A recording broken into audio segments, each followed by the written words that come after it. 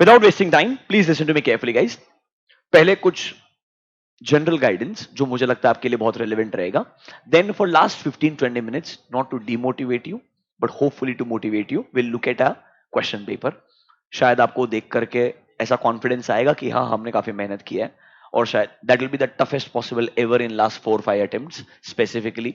जिसके बाद में इन जनरल ओवरऑल इंडिया में ऐसा रिस्पॉन्स था कि अगर ऑडिट पेपर ऐसा आया तो बहुत मुश्किल हो जाएगा पास होना। That is what people thought. Tough था, ऐसा नहीं बोलूंगा कि बहुत आसान था। It was not straightforward, but ऐसा नहीं कि इम्पॉसिबल था। It's not something that you can not pass, मेरे को ऐसा लगता है personally. Anyways, will go there.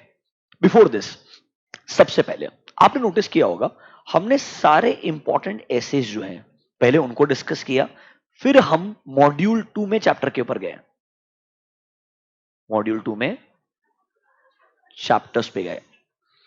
मैं आपको एक लिस्ट ऑफ एसेज दे रहा हूं, हालांकि अगर आप ये नहीं भी लिखोगे कोई दिक्कत नहीं है। आपने सिंपल प्रैक्टिस क्या फॉलो करने का है, आपका जो मॉड्यूल 2 है उसमें चैप्टर नंबर 1 से शुरुआत करना है। कहां से शुरुआत करना है? चैप्टर नंबर 1 से। अब आप नोटिस करोगे चैप्टर 1 के अंदर सर कुछ मिसलिनियस टॉपिक्स थे, दिख रहे हैं क्या मिसलिनियस टॉपिक्स? ये हमको कवर करने चैप्टर 1 में। इसके अलावा कौन सा ऐसे कवर्ड है आपको ऑलरेडी बताया मैंने, कौन कौन सा ऐसे? 200, 210 एंड 220।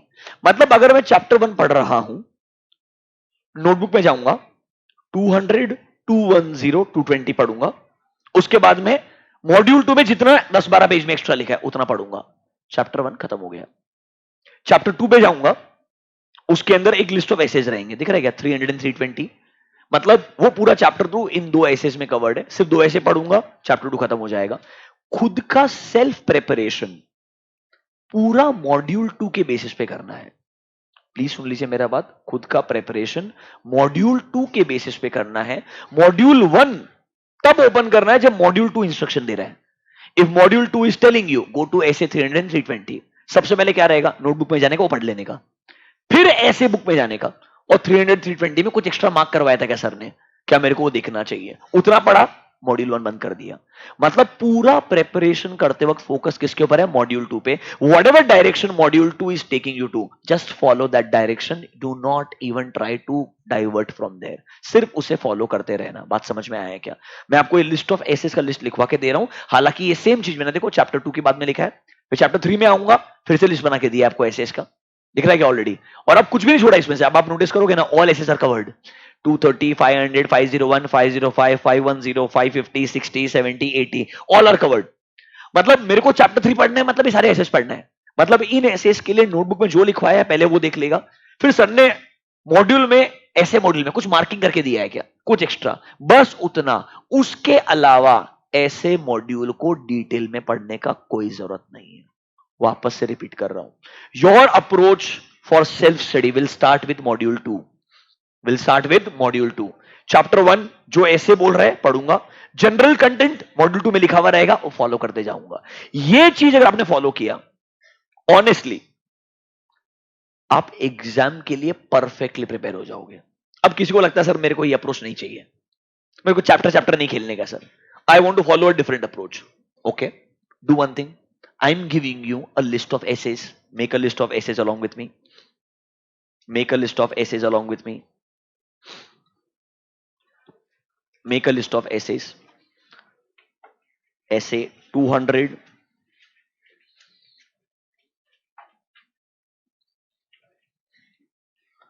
210, 220, 230, 240। 240 इसमें येलो है मतलब बहुत इंपॉर्टेंट है। 240 येलो है मतलब बहुत इंपॉर्टेंट है। 200, 210, 220, 230 एंड 240। इसके अलावा सिर्फ मेरे को फोकस करना है 299 में, इन 200 सीरीज। 250 बाद में टाइम मिलेगा पढ़ूंगा। 60, 65 पढ़ूंगा ही नहीं, सिर्फ 299 देखूंगा। 200 सीरीज खत्म। 300 सीरीज में 300, 315, 320, 330 छोड़ दूंगा पूरा का पूरा, सिलेबस में नहीं है, दिमाग ही नहीं लगाऊंगा। ओनली 3 स्टैंडर्ड्स, 300, 315, 320, 330 दिमाग ही नहीं लगाऊंगा बिल्कुल भी। फिर सर 400 सीरीज दिमाग ही नहीं लगाऊंगा, 400 सीरीज पढ़ना ही नहीं है, सीधा 500 में। 500 पढ़ूंगा, 501, 505, 510, 520, 530, ये दोनों बहुत इंपॉर्टेंट है। 520 एंड 530 बहुत इंपॉर्टेंट है। इसके बाद में 580 इंपॉर्टेंट है। क्या इंपॉर्टेंट है? 580। जब ये सब खत्म करके हो जाए तो रेड में लिख रहा हूं 550, 560, 570। If I have time I will refer them, if I have time I will refer them. अब लॉजिकली सोच रहे होंगे वही चीजें मैंने लास्ट के लिए छोड़ी थी। मुझे पता था जो कोर पार्ट है वो पहले ही कवर हो जाएगा सब कुछ। 550, 60, 70 रेयरली क्वेश्चन आता है, आया तो भी आपको जो मैंने मार्क करा है उतना आपने फॉलो करने का। 600 सीरीज कुछ भी नहीं पढ़ना है, सिर्फ इंटरनल ऑडिट पे चैप्टर 4 में जो लिख के दिया है आज ही, इंटरनल ऑडिट के objectives 3 point, risk relating to governance, risk relating to internal control, risk, अरे आज लिखवा के दिया तुमको, उतने फॉलो करने का, कुछ नहीं करने का। 700 सीरीज बढ़िया से फॉलो करना है, मतलब यहां पर बढ़िया फोकस करना है। 700, 701, 705, 706, 710 अगेन रेड में लिख रहा हूं, लास्ट में टाइम मिलेगा तो देखने का है। ये रेड वाला पॉइंट समझ जाना मेरा बात, लास्ट में रेफर करने का है। Is that clear to you? If you don't want to go chapter wise, go standard wise. This, once you are done, entire focus should be on chapters. Chapter में क्या सीक्वेंस फॉलो करना है इसके बाद में।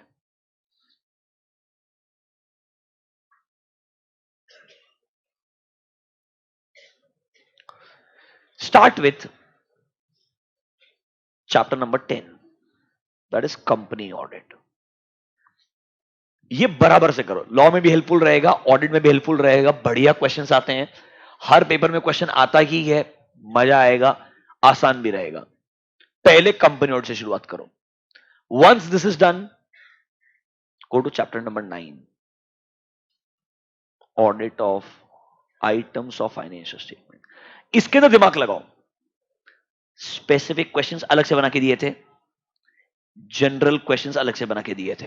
यहां बढ़िया फोकस करो स्पेसिफिक पे, जनरल के लिए असर्शन पे फोकस करो, और जो जनरल पॉइंट्स नोटबुक में लिखवा के दिए थे वहां फोकस करो। चैप्टर 9 में ये मत डरो कि भाई कितना पढ़ूं क्या करूं, रीडिंग बराबर से करो, अप्रोच बराबर रखो। बोरोइंग्स है, ये असर्शन दिमाग में रखूंगा, 6 पॉइंट लिख पाएगा। सर ने मेरे को income statement regarding general points लिखवाया था, I can not go wrong. If you go with that approach, chapter 9 will be good, you will not be in trouble at all. Is this clear to you? Do not get worried, आसान questions आते हैं, मैं आपको toughest possible paper दिखा देगा, उधर भी अगर तूने दिमाग लगाया तब भी दिक्कत नहीं आता था, I promise. Is this clear to you? Chapter 10, फिर आता है चैप्टर 9। इसके बाद में लॉजिकली अगर आप मुझे पूछोगे, आपने जाना चाहिए चैप्टर नंबर 6 पे, audit in an automated environment, क्योंकि वहां से गारंटीड क्वेश्चन आता है। और 6 में मैंने आपको बताए थे कि भाई चैप्टर 6 के अंदर मेरे को की features of automated environment, risks in IT environment क्या होता है, मतलब क्लियर क्वेश्चन से डेटा एनालिटिक्स इन ऑडिट का रेलेवेंस क्या है, बराबर क्वेश्चन एंड आंसर लिखवा के दिया था। This should be your chapter number 6। After this I should go to chapter number 13। 13 में तुम्हारे पास 3 चीजें हैं, ए बी सी। पहले फोकस करो बी एंड सी के ऊपर, that is your government audit and cooperative society audit. Government audit and cooperative society audit. Sampling cooperative society audit में लगा सकते हो, जो इंपॉर्टेंट है उतना ही पढ़ो।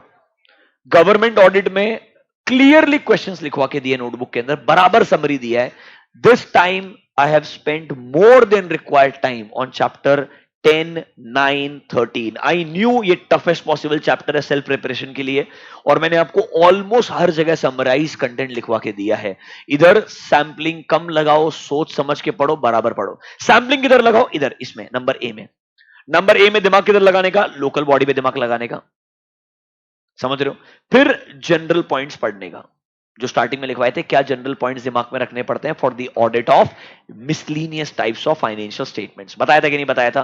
बाकी audit of cinema hall, audit of ये हॉस्पिटल वगैरह टाइम पास के लिए छोड़ दो, दिमाग की मत लगाओ, पढ़ो मत। अभी पढ़ के फायदा ही नहीं है, वो लास्ट डे रीड करने का है। लास्ट डे मान के चलो ऐसा 2 घंटा डिवोट करने का कचरा चीज पढ़ने के लिए, वो लास्ट डे पढ़ोगे तो ही फायदा होने वाला है, आज पढ़ के फायदा नहीं है। ऑडिट ऑफ एलएलबी आज पढ़ो, ऑडिट ऑफ पार्टनरशिप फर्म आज पढ़ो, मतलब जहां बहुत लॉजिकल चीजें हैं उधर अभी फोकस करना चाहिए। This should be your chapter number 13।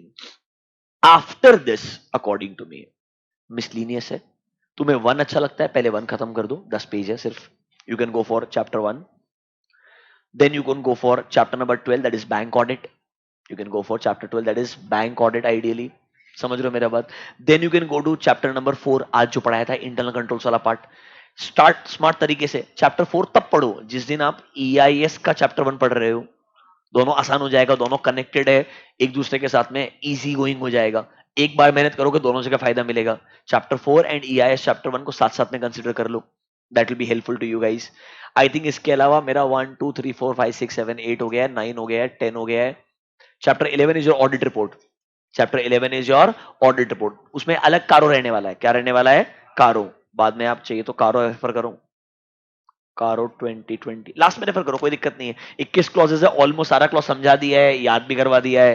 एक ही चीज याद कराई है क्योंकि मेरे को लगता है उधर एक नंबर के क्लॉज का वैल्यू है क्लियरली, और एक क्वेश्चन आता है मेरे को पता है, do you get my point?